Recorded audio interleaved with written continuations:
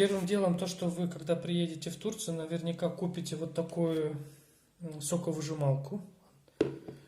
И будете покупать специальный такой апельсин именно для сока.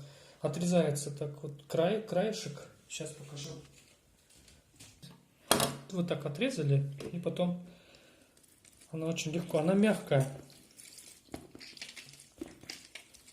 Она стоит где-то, бывает по 1,5 лиры, по 2 лиры, по 2,50 бывает. Сейчас сезон начинается, и вот она вот так вот выжимается. Из 3-4 апельсинов можно получить свежевыжатый сок. Вот можно посмотреть, посмотрите, какой сок получился. И вот она, здесь в принципе вот так она остается. И потом вот так переливаете. Да, почти вот видите, из одного получается почти вот целый стакан. Вот 100-граммовый, даже больше, по-моему. Вот так вот так моете. Такие вот апельсины. Они очень вкусные. И самое главное, они полезны. Отрезаешь и выжимаешь.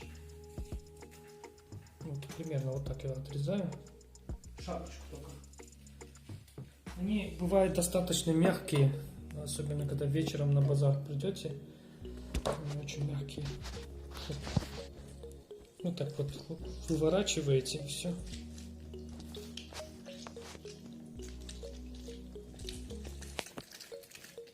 И все, вот так она выжимается, она очень мягкая.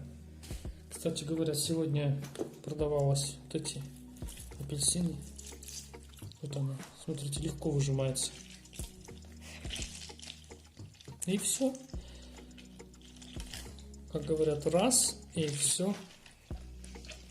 Все, хорошего вечера всем. Услышимся. Такой соус. Kahvaltılık бол-бол. Она продается в Биме. Тоже очень хороший соус. А когда, например, ужин готовите, можно как соус, например, лапша с картошкой. Очень вкусно. Но те, которые любят остренькие, то рекомендую вот такую. Сегодня у нас четверг был. И что я взял? Вот такие кабачки по 1 лире килограмм взял. И яблоки по 1 лире. Ну и еще по 2 лиры взял баклажаны. Неплохие они. Вот такого рода баклажаны взял. Поэтому, когда где-то ближе к 6, когда подходишь, оцени хорошие. И еще вот редиска пришла. Тоже, по-моему, 1,5 лиры стоил.